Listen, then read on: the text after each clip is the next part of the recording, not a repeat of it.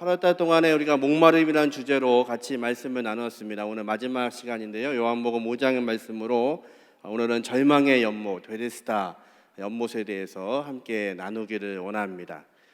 폴 마이어라는 분이 재미있는 시험을 하나 했습니다. 대형 수조에 메기를 넣어놓고 그 메기를 굶게 한 겁니다. 굶주린 메기 옆에 이제 먹이가 되는 금붕어를 넣어놨습니다. 그리고 수조 가운데에는 유리벽을 설치했습니다. 굶주린 메기가 먹잇감인 금붕어를 먹기 위해서 열심히 달려갑니다. 그런데 벽에 부딪힙니다. 이것은 몇 번을 하는 겁니다. 반복을 한 후에는 이제 내가 저 금붕어를 먹을 수 없겠다고 포기를 하는 겁니다. 그때쯤 돼서 이제 이 박사가 가운데 있는 유리벽을 치워버렸습니다. 어떻게 됐을까요? 메기가 금붕어를 먹지 못합니다. 왜요? 이미 머릿속에 나는 할 수 없다고 반복된 그 절망 가운데 여러 번 벽에 부딪힌 경험 때문에 이 메기는요 이제 눈앞에 금붕어가 왔다 갔다 하고 있는데도 불구하고 먹일 수 없다고 인지하는 겁니다. 물고기뿐만이 아닙니다. 사람도 마찬가지입니다. 반복되는 절망이 있고 우리의 삶 가운데 어려움이 반복되면 우리는 절망하고 포기하게 됩니다. 범죄 심리학자인 이수정 교수가 재미있는 칼럼을 며칠 전에 올렸습니다. 소년원에 있는 아이들을 대상으로 직업훈련을 했답니다. 소년원에 있는 아이들이 대부분 아시는 것처럼 결손 가정이고 또 어린 나이부터 집에서 나와 있는 아이들이고 여러 가지 환경과 또 여건 가운데서 불행을 경험했던 아이들이고 절망이 많았던 아이들입니다. 그런데 이 아이들에게 여러 가지 직업 훈련을 시켰는데 범죄율이 현저하게 낮아지는 직업이 있었습니다. 제빵사였습니다. 빵 좋아하십니까? 저는 빵을 참 좋아합니다. 제빵을 하게 한 아이들이 범죄 재발률이 현저하게 떨어졌답니다. 이유를 봤더니 이렇습니다. 제빵을 하려면 레시피대로 정확한 수량을 넣어야 되죠. 그리고 오븐에 빵을 굽는 시간도 일정해야 됩니다. 이것을 배우면서 이 아이들이 일정하게 무엇을 하는 것을 배우는 겁니다. 또 하나는 이 아이들 대부분이 집에서 일찍 가출한 아이들이어서 나와 있는 동안에 배를 고팠던 경험이 있는 아이들인데 제빵을 해보니까요 내가 만든 빵을 내가 먹을 수 있는 겁니다. 그 냄새가 또 매력적입니다. 또 하나는 빵을 만들고 나면 그 빵을 나눠 먹으라고 자기 방에 있는 친구들한테 더 나눠주는 겁니다. 그랬더니요 그 빵을 가지고 오는 날은 같은 방에 수감되어 있는 다른 친구들이 환영을 해주는 겁니다. 그래서요 한 번도 가정에서 받지 못했던 사랑, 내가 무엇을 만든다는 그 성취감 때문에 제빵 교육을 받았던 아이들은 재범률이 다른 직업군보다 50% 이상 떨어지는 것을 발견했답니다. 이유는 뭘까요? 내가 좌절하고 절망했던 자리에서 이제 새로운 희망을 얻는 것입니다. 저와 여러분에게 어떤 어려움과 실망과 약함이 있는 줄 모르겠습니다. 지난 한 달간 우리는 목마름에 대해서 같이 말씀을 나누었습니다. 우리의 삶 가운데 목마름이 있습니다. 오늘 주제는 이제 베데스다 연못에 38년 된 병자입니다. 이 병자에게 있었던 깊은 아픔과 절망이 혹시 우리의 절망과 아픔이라면 이 아침에 하나님께서 우리를 또 만지시는 그런 아침이 되시기를 주님의 이름으로 축원합니다. 요한복음 5장 2절은 이렇게 말씀합니다. 예루살렘에 있는 양문 곁에 히브리 말로 베데스다라 하는 못이 있는데 거기 행각 5이 있고 이제 예루살렘에는 하나님의 성전이 있는데 성전에 들어가는 여러 개의 문이 있습니다. 그 문 중에 하나 북쪽에 있는 문의 이름이 양문입니다. 양문이라는 이름의 의미는 다른 것이 아니라 번제로 드릴 희생 제물을 그 양문을 통해서 가지고 들어갔습니다. 그래서 희생 제물이 되는 양들이 통과하는 문이라고 해서 양문이라는 이름이 붙여진 문입니다. 근데 그 양문 곁에 연못이 하나 있는데 베데스다입니다. 히브리 말인데 우리말로 번역하면 자비의 집 이런 뜻입니다. 자비의 집이라고 쓰여져 있는 베데스다라는 곳이 연못이 하나 있습니다. 이 연못의 이유는 뭐냐면요, 이스라엘 백성들이 재물을 가지고 양문으로 들어가기 위해서 그 재물을 싣는 웅덩이였습니다. 그래서 빗물을 가다 놓는 연못이었습니다. 그 연못에 이제 행각이 있습니다. 집들이 지어져 있는 거죠. 예수님 당시에 헤롯 대왕은 유대인들에게 잘 보이기 위해서 성전을 크게 증축하고 있는 중이었습니다. 그 헤롯이 어떻게 증축을 했냐면 마치 로마의 아름다운 그 대중 목욕탕처럼 이 베데스다 연못가에 여러 집을 짓고 물을 공급하고 있었습니다. 당시는요 병원도 잘 없고 약도 없는 시대이기 때문에 가장 좋은 약은 뭐였냐면 깨끗한 물이었습니다. 그러니까 물이 있는 그 양문 곁 베데스다 연못에 이 자비의 집이라고 붙여진 그곳에 환자들이 모여들기 시작했습니다. 이제 그 깨끗한 물로 치유받기를 원하는 겁니다. 그런데 그 연못에 전설이 하나 있습니다. 여러분 전설 좋아하시죠? 전설이 어떤 전설이냐면요, 가끔 천사가 와서 이 물을 움직입니다. 움직이는데 그 물이 움직일 때 제일 처음 들어간 사람은 어떻게 된다고요? 어떤 병이든지 낫는다는 뭐가 있다고요? 전설이 있습니다. 여러분 전설이 뭔지 아시죠? 확인이 안 된 겁니다. 예전에 제가 즐겨 봤던, 어릴 때 무섭게 봤던 드라마가 하나 있는데 전설의 고향 아십니까? 예. 그거 그 이불을 쓰고 봤던 기억이 있습니다. 그런데 그 전설의 고향이 끝나고 나면 이런 나레이터가 나옵니다. 이 이야기는 대전광역시 오류동에서 전해지는 이야기로 확인이 된 겁니까? 안 된 겁니까? 잘 모르는 겁니다. 그런지 아닌지. 전설이 전해지고 있습니다. 왜 이런 전설이 있었냐면 이 베데스다 연못은 두 개로 되어 있습니다. 북쪽에 하나, 남쪽에 하나. 그래서 북쪽에 빗물이 가득 고이면 이 물이 자동적으로 남쪽에 있는 수조로 물이 옮겨지는 형태였습니다. 아마도 환자들이 그걸 본 것 같습니다. 물이 차고 나면 남쪽에 있는 수조로 물이 움직이는 그때 아마도 천사가 그 물을 움직이고 있다고 그들은 믿었던 것 같습니다. 그리고 그때에 들어가는 환자는 누구든지 다 낫는다는 전설이 전해지는 겁니다. 그러니까요, 많은 환자들이 그곳에 모여들고 있습니다. 그래서 3절에 보니까 누가 거기에 모여 있냐면요, 그 안에 많은 병자, 한번 같이 읽어볼까요? 맹인, 다리 저는 사람, 혈기 마른 사람들이 누워 물의 움직임을 기다리니. 그렇게 물의 움직임을 기다리고 천사가 물을 움직이는 그 시간을 기다리면서 많은 사람들이 거기에 모여 있는 겁니다. 그런데 이 이야기는 뭐라고요? 전설입니다. 이루어지지 않는 이야기입니다. 그런데 많은 사람들이 그곳에 모여 있는 것입니다. 이유는 한 가지입니다. 그들의 병이 낫기를 소망하면서 그곳에 있는 것입니다. 자비의 집, 마치 하나님의 자비, 신의 자비를 구하면서 그 연못에서 많은 환자들이 누워서 이 많은 것들을 기다리고 있습니다. 그러니까 그 사람들은 얼마나 목말랐을까요?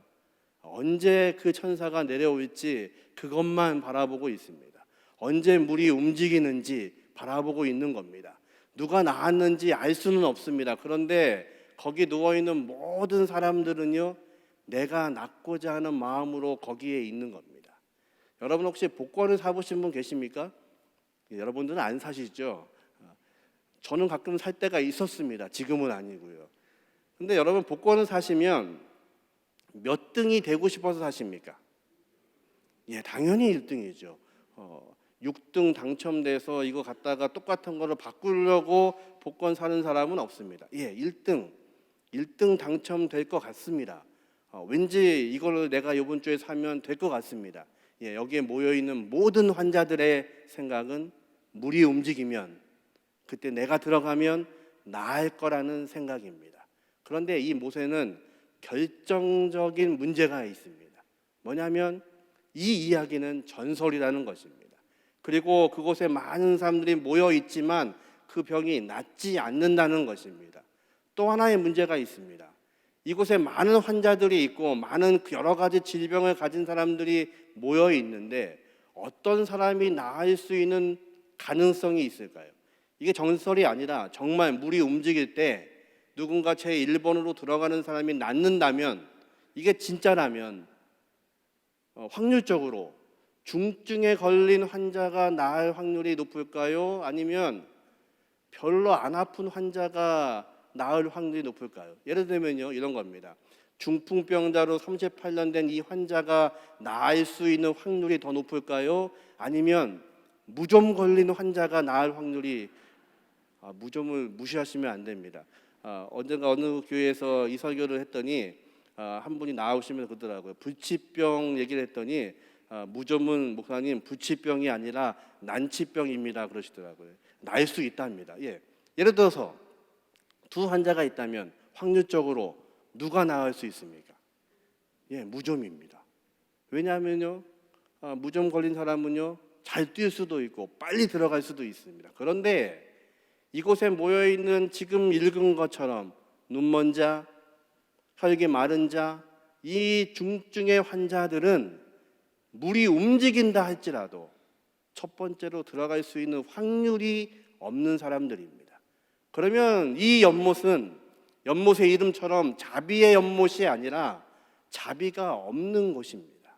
자비가 없고 제일 먼저 들어가는 사람, 그래서 누가 들어갈지를 쳐다보면서 서로 경쟁하고 있고 눈이 빨개서 서로가 다 적인 상태에서 바라보고 있는 자비가 없는 연못입니다. 이 연못의 문제는 절망의 연못입니다. 반복적으로 그곳에 누워 있지만 38년을 누워 있었는지, 이 병자가 30년째 누워 있는지 모르겠지만 이 환자에게의 문제는 반복적으로 나는 치유받지 못하고 있는 절망적인 연못에 그가 누워 있는 것입니다. 이름은 베데스다, 자비의 집인데 하나님의 자비가 있는 곳이고 하나님의 치료가 있는 곳이고 하나님의 역사가 있는 곳인데, 그런데 정말 인간적으로 보면 아무것도 아니고 절망적일 수밖에 없는 그곳입니다. 이제 그곳에 누가 오시냐면 예수님이 오십니다. 예수님이 5장 6절에 보니까 같이 한번 읽어보죠. 예수께서 그 누운 것을 보시고 병이 벌써 오래된 줄 아시고 이르시되 내가 낫고자 하느냐. 주님이 질문하십니다. 그가 병세가 오래된 것을 알았습니다. 38년 된 병자라고 본문은 기록합니다. 당시에 유대인들 남자의 평균 수명이 29.5세였습니다. 그러니까 38년 된 병자란 얘기는 평생을 병자로 살았다는 얘기입니다. 평생 이 어려움을 겪고 있는 이 사람이 주님의 눈에 들어왔습니다. 주님이 물으십니다. 뭐라고 물으시냐면 내가 낫고자 하느냐. 근데 이거 굉장히 당연한 질문입니다. 38년을 아팠습니다. 그리고 이 자비의 집 베데스다 연못에서 항상 자리를 깔고 누워있는 환자입니다. 어려움을 겪고 물이 움직이기만을 기다리고 있는 이 환자에게 너무도 당연한 것을 주님이 물으십니다. 내가 낫고자 하느냐. 왜 예수님께서 이 질문을 하시는 걸까요? 38년을 같은 질병으로 고통당하고 있으면, 그리고 자비의 집인 이 연못에서 누워있지만 여전히 나는 낫지 않고 있는 절망을 경험하고 있으면, 마치 조금 전에 봤던 그 사진처럼 메기가요, 내 눈앞에 있는 그 금붕어를 먹을 수 없다고 인정하는 순간 내 앞에 있어도 먹지 못하는 것처럼 이 환자의 문제는 더 이상 내가 이곳에 왜 와 있는지, 나의 문제는 무엇인지, 나는 여기에 왜 있는지에 대해서 이해하지 못하고 있을 때가 있다는 겁니다. 주님이 그것을 물어보시는 겁니다.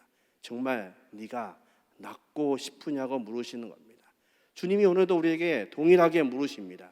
내가 낫고자 하느냐. 그러면 우리의 대답이 뭐여야 될까요? 예, 주님, 제가 낫고 싶습니다. 이곳에서 아무리 누워 있어도 이곳은 자비의 집이 아니라 절망의 집입니다. 이 셈에 내가 눈이 빠지게 쳐다보고 있지만 내가 가능하지 않습니다. 예, 제가 낫고 싶습니다. 이렇게 답해야 됩니다. 그런데 병자는 그렇게 답하지 않습니다. 5장 7절에 보니까 병자가 대답하되 주여 물이 움직일 때에 나를 못에 넣어주는 사람이 없어 내가 가는 동안에 다른 사람이 먼저 내려가나이다. 지금 병자는요 딴 얘기하는 겁니다. 예수님이 너 낫고 싶으냐? 그러면 병자는요 예, 낫고 싶습니다. 고쳐주십시오. 제가 걷게 해주십시오. 제가 일어나게 해주십시오. 저에게 이런 목마름이 있습니다. 저에게 이런 아픔이 있습니다. 이렇게 이야기하게 되는데 뭐라고 얘기하냐면 물이 움직일 때 주님 아무도 안 도와줍니다. 여기는 지금 경쟁 사회입니다. 여기 있는 이 많은 사람들 다 눈이 빠지게 옆몸만 바라보고 있는 사람입니다. 그리고 물이 움직이면 악의 다툼으로 먼저 들어가려고 합니다. 그래서 저는 아무도 안 도와주기 때문에 저는 낫지 못하고 이러고 있습니다. 이게 무슨 얘기일까요? 주님 좀 도와주십시오 이런 겁니다. 예수님 보니까 뒤에 따라다니는 많은 젊은 친구들이 있는데 한 두 명만 저 옆에 붙여놨다가 물이 움직일 때 저를 재빨리 넣어주시면 제가 나을 것 같습니다. 아니면 주님이요 천사한테 연락하셔서 언제 오는지만 알려주시면 제가 그때 시간 맞춰서 내려가 있다가 물에 들어갈랍니다. 아니면 천사 보고 저만 특별 케이스로 빼주시면 안 됩니까? 좀 그런 얘기를 하고 있는 겁니다. 근데 이 질문 가운데 이 병자가 말하고 있는 이 내용 가운데 우리의 모습이 담겨져 있습니다.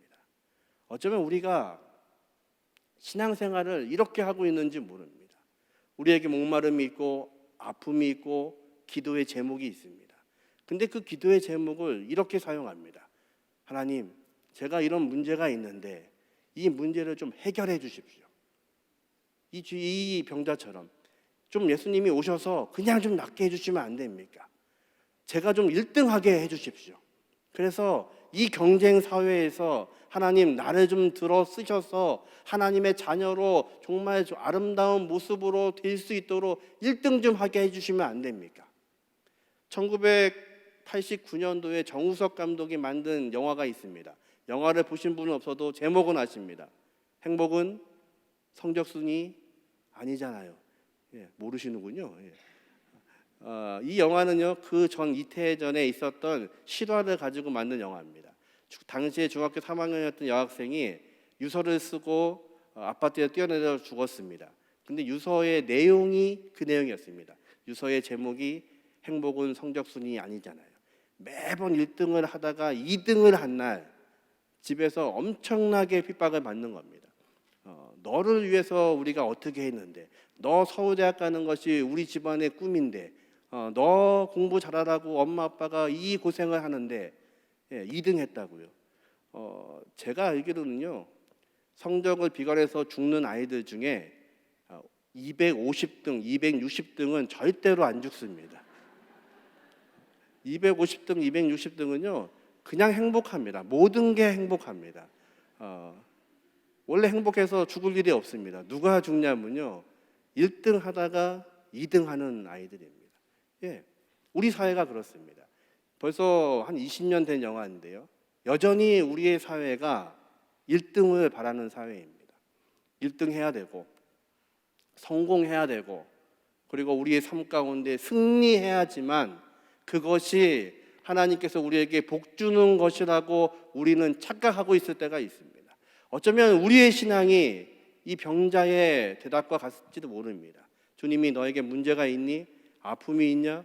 너의 어려움은 무엇이냐? 너의 갈급함은 무엇이냐? 네가 낫고자 하냐? 그러면 우리의 대답은 한 가지여야 됩니다. 예, 낫고 싶습니다. 주님 치료해 주십시오. 주님 저에게 이런 어려움이 있습니다. 이런 삶의 무게가 있습니다. 제가 감당하지 못합니다. 그러기에 주님 낫고 싶습니다. 이래야 되는데요 우리는 뭐라고 하냐면 주님 예 제가 못 낳는 것은, 제가 지금 1등 못하는 것은 환경 때문에 그렇습니다. 그 환경을 좀 바꿔주십시오. 저 1등하게 해주십시오. 제가 앞서가게 해주십시오. 제가 뛰어나게 해주십시오. 그래서 이 세상에서 높아지게 해주십시오. 어쩌면 이게 우리의 기도의 제목인지도 모릅니다. 그렇다면 이 연못에는 문제가 있습니다. 이 연못은 자비의 연못이 아니라 절망의 연못입니다. 이곳에 모여있는 많은 사람들은 하나님의 자비를 경험하는 것이 아니라 하나님의 절망을 경험하는 것입니다. 왜냐하면 누구만 낳냐면 첫 번째 들어간 사람만, 그 한 명만 낳기 때문에 모든 사람은 반복해서 절망하는 것입니다. 오늘도 실패하고 내일도 실패할 것이고 또 나에게는 희망이 없고, 그렇기 때문에 주님의 그 질문에 내가 낫고자 하느냐, 그 질문에 이 병자는요, 나를 도와주는 사람이 없습니다. 저와 여러분의 고백은 어떻습니까? 바벨탑을 쌓던 사람들은 이렇게 고백했습니다. 이 대를 높여서 하늘까지 올라가자. 우리가 흩어지지 말자. 하나님이 바벨탑을 허무셨던 이유는 바로 그겁니다. 바벨탑을 쌓는 그 인간들이 뭐라고 외치냐면, 우리가 조금 더 높아져서 이 대를 더 높이 쌓아서, 어디까지요? 하늘까지 쌓아서, 우리가 하늘까지 올라갈 수 있다는 겁니다. 우리가 하나님처럼 될 수 있다는 것입니다. 그렇게 하면 우리는 흩어지지 않게 될 거라는 겁니다. 그것이 인간의 교만이었습니다. 이 환자는요, 지금 주님의 질문 가운데 이렇게 얘기하는 겁니다. 주님 조금만 도와주시면, 조금만 힌트를 주시면 제가 할 수 있습니다. 내가 할 수 있습니다.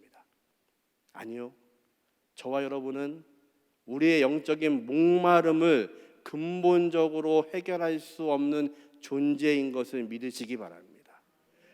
우리는 우리 스스로 영적인 이 문제를 해결할 수 없습니다.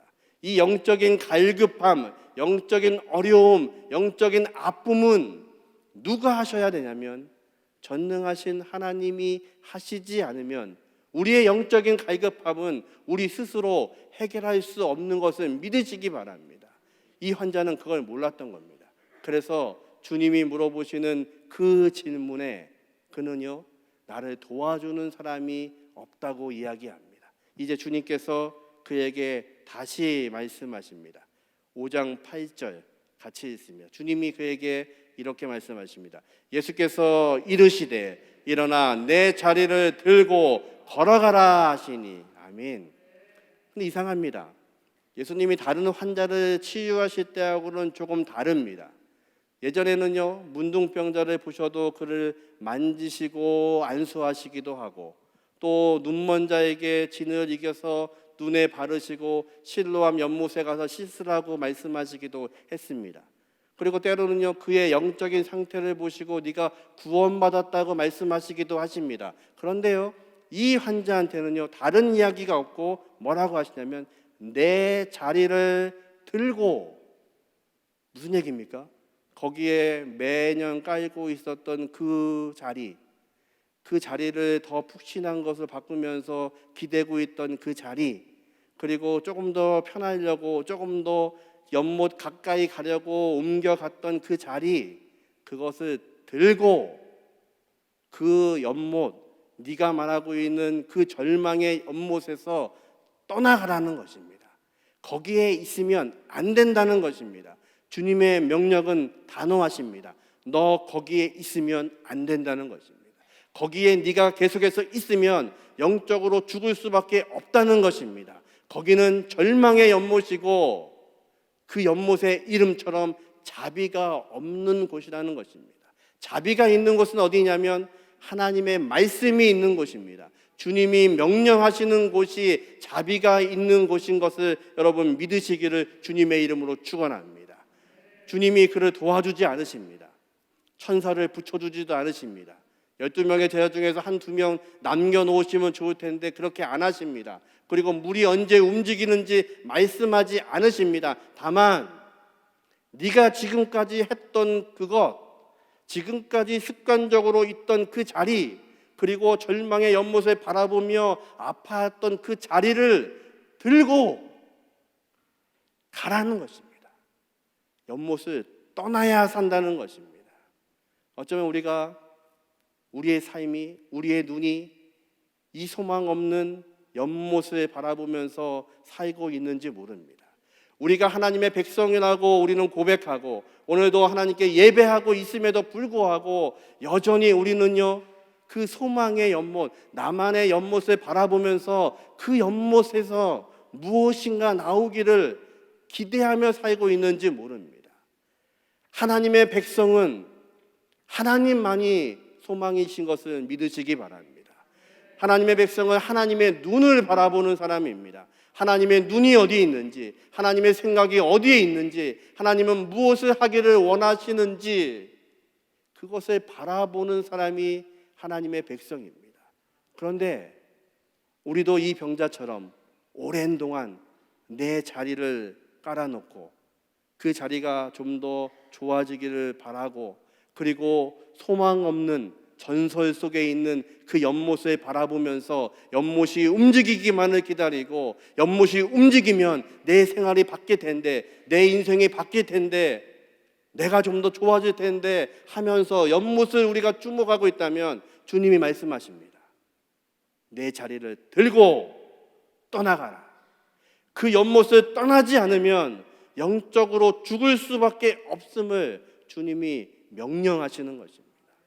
저와 여러분이 혹시라도 내 삶 가운데 내 자리를 깔고 하나님보다 내 자리가 먼저 우선되고, 그리고 하나님이 먼저 우선되는 것이 아니라 이 연못을 바라보면서 소망을 두고 있었다면 그곳은 소망이 아닌 절망의 자리인 것을 기억하시기를 주님의 이름으로 축원합니다. 자비는 무엇일까요? 이 연못의 이름이 자비의 집입니다. 자비는 무엇일까요? 어떻게 어려운 사람이 있을 때 조금 더 도와주는 게 자비일까요? 자비라는 단어의 히브리 원어는 라하밈입니다. 라하밈의 원어의 뜻은 엄마의 자궁이라는 뜻입니다. 자비는 무엇이냐면요, 우리 여성분들은 아시죠? 임신을 하시고 내 뱃속에 아이가 있습니다. 그러면 엄마는 본능적으로 이 아이를 지키기 위해서 먹기도 하고 마시기도 합니다. 그리고 이 아이를 보호하는 것이 엄마의 본능입니다. 얼마 전 뉴스를 보니까 70대 한 분이 운전 미숙으로 인도로 차가 뛰어들어갔습니다. 그런데 만삭인 그 산모를 친 겁니다. 두 다리가 완전히 골절됐습니다. 그래서 치료를 해야 되는데 아이 때문에 진통제를 맞을 수가 없는 겁니다. 10시간을 진통제 없이 그 수술을 엄마가 견뎌냈답니다. 그게 엄마의 자비입니다. 자비라는 단어의 원뜻은 엄마의 자궁이라는 뜻입니다. 다시 말해서 이것은 무슨 말이냐면요, 나의 내장이 뒤집힐 정도로 아픔을 공감하다라는 뜻입니다. 내 내장이 뒤집힐 정도로. 근데 우리말에 이 비슷한 뜻이 있습니다. 애달다, 애끌다, 아시죠? 예, 그 애가 무슨 뜻이죠? 창자라는 뜻입니다. 창자가 끊어지는 아픔, 창자가 뒤집히는 그 아픔, 애달픔. 예, 우리 하나님이요, 저와 여러분을 어떻게 보시냐면 우리를 애달게 보십니다. 저와 여러분을 구원하시기 위해서 십자가에 자기의 아들을 못 박으시면서까지 그 아들이 하나님을 향해서 나의 아버지, 나의 아버지를 외치고 있는 그 순간에도 우리를 구원하시기 위해서 하나님은 그 아들을 못 본 척 하셨습니다. 애끓는 마음으로, 애달픈 마음으로 우리를 구원하시기 위해서, 우리를 위해서 자신의 아들을 찢어서 십자가에 내어주셨습니다. 예, 그것이 하나님의 자비입니다. 이 집에 붙어있는 자비는 잘못된 자비입니다. 거짓 자비입니다. 한 명만 구원받는 자비입니다. 그리고 그것도 전설입니다. 하나님은 전설이지 않으십니다. 하나님은 우리와 함께 하시는 분이시고 그 말씀에 시건치 않으시는 분이 하나님이신 것을 믿으시기 바랍니다. 그 하나님은 우리를 구원하시기 위해서, 우리를 살리시기 위해서 자신의 아들을 못 박는 애달픔으로 오늘도 우리를 바라보고 계십니다. 그러기에 여전히 우리의 눈이 소망이 없는 그 우물가에 있다면, 소망 없는 그 우물을 바라보면서 물이 움직일 때만을 기다리고 있다면 38년 동안 내 자리만 깔고 그곳에서 그 행운을 기다리고 있다면 주님이 말씀하십니다. 이제 네 자리를 들고 이 우물에서 떠나가라. 그 말씀에 순종하지 않으면 우리의 영혼이 소생할 수가 없습니다. 우리를 살리시기 위해서 우리 하나님은 우리에게 그것을 당부하시고 말씀하시는 것입니다. 이사야 49장 15절 우리 한번 같이 한번 읽습니다. 여인이 어찌 그 젖먹는 자식을 잊겠으며 자기 태에서 난 아들을 긍휼히 여기지 않겠느냐. 그들은 혹시 잊을지라도 나는 너를 잊지 아니할 것이라. 아멘. 어머니가 어떻게 자기 태에서 난 자식을 사랑하지 않겠습니까? 그런데 그런 일은 혹시 있을지라도 우리를 창조하신 하나님은 우리를 잊지 않으시는 분이신 것을 믿으시기 바랍니다. 그분이 자비의 하나님이십니다. 그분이 긍휼의 하나님이십니다. 그분에게 눈 돌리지 않으면 여전히 소망 없는 우물에, 소망 없는 그 연못에 소망을 두고 있다면, 여러분의 소망이 하나님이 아니고 다른 곳에 있다면, 여러분의 구원이 하나님이 아니고 다른 곳에 있다면 이제 주님의 이 명령에 순종하시기를 주님의 이름으로 축원합니다. 내 자리를 들고 걸어가라. 이곳을 떠나라. 그리고 주님을 바라보고 하나님을 향해서 걸어가라는 것입니다.